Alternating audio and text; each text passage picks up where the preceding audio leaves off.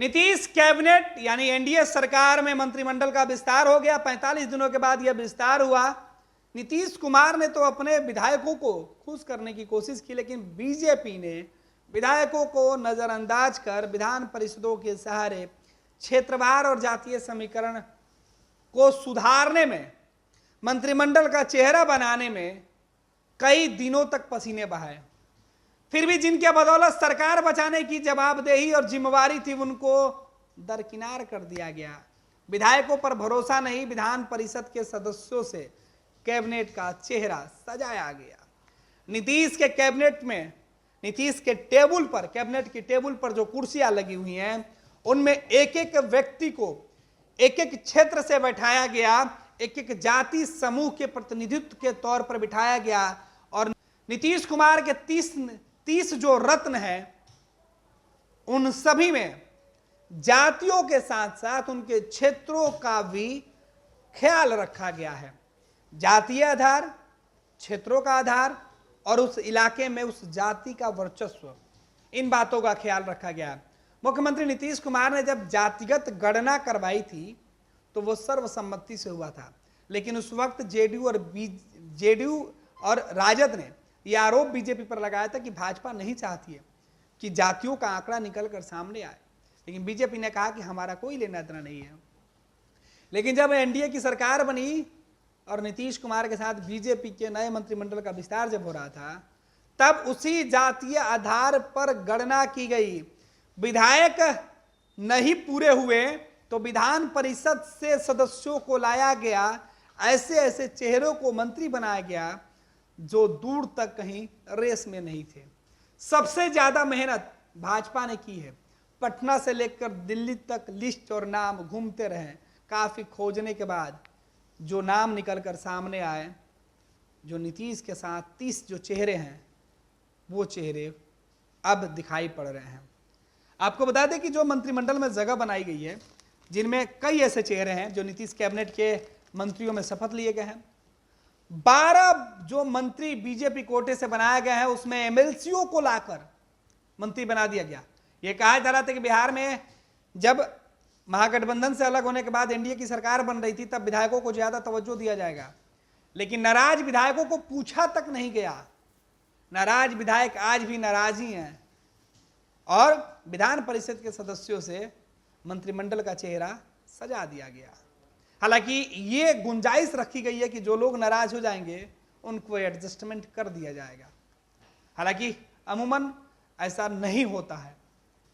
तीसरी बार अगर मंत्रिमंडल का विस्तार होगा तो कुछ चेहरों को जगह दी जाएगी, लेकिन वो कब होगा इस पर कहा नहीं जा सकता है, शायद हो जाए।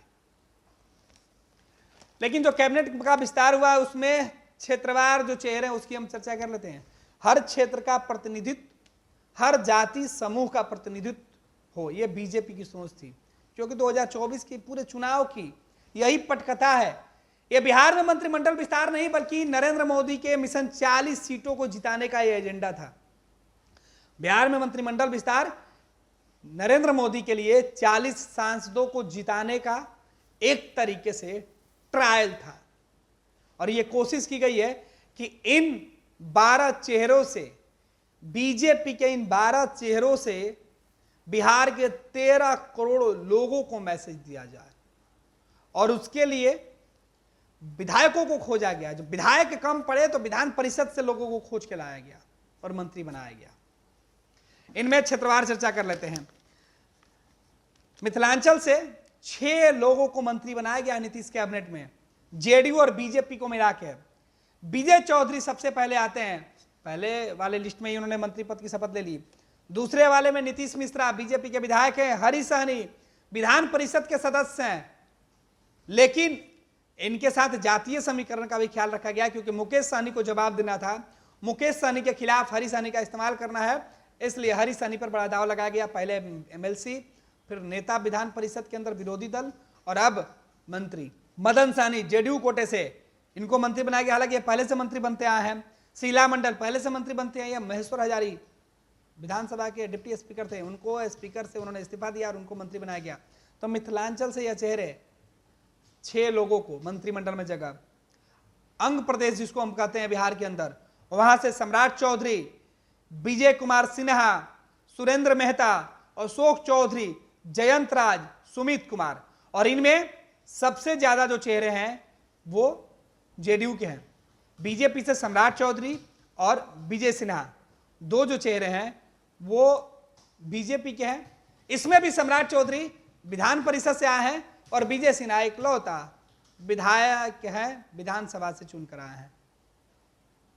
तो अंग प्रदेश में जिस तरीके से सदस्यों को लाया गया और ये मैसेज, उसमें जातियों का ख्याल रखा गया है, समीकरण का ख्याल रखा गया है, अगड़ी जातियों और पिछड़ी जातियों का जो मिक्सचर है वो रखा गया है, जिससे कि 40 लोकसभा सीटें जीती जाए और हर जगह कहा जाए कि भाजपा ने अपने लोगों को तवज्जो दिया, भाजपा ने हर धर्म, हर जाति, हर वर्ग के लोगों को उचित सम्मान दिया है। सारण की बात कर लें, मंगल पांडे विधान परिषद से है, बीजेपी से है, जनक राम विधान परिषद से है, बीजेपी से है, केदार प्रसाद गुप्ता मुजफ्फरपुर की तरफ से आते हैं, ये भी बीजेपी के हैं, विधानसभा से हैं, रेणु देवी मोतिहारी बेतिया से हैं, सारण से मंगल पांडे, जनक राम दोनों बीजेपी से हैं और विधान परिषद से आते हैं। तिरहुत की बात करें, मुजफ्फरपुर के इलाके की बात करें तो यहां से केदार गुप्ता आते हैं, मोतिहारी की तरफ बात करें तो रेणु देवी, कृष्णनंदन पासवान बेगूसराय से आते हैं। तो ये लोग उन जगहों से आते हैं। कोसी की तरफ से अगर चर्चा कर लें तो नीरज सिंह विधायक हैं, रत्नेश सदा और विजेंद्र यादव तीनों ही विधायक हैं। नीरज कुमार बबलू जो है वो बीजेपी से हैं, बाकी दोनों सदस्य जेडीयू से हैं। पटना से बात करें तो नीतीश कुमार खुद मुख्यमंत्री, नितिन नवीन, श्रवण कुमार, प्रेम कुमार और संतोष सुमन, इसमें बीजेपी, हम और विधान परिषद और विधानसभा के सदस्य शामिल हैं।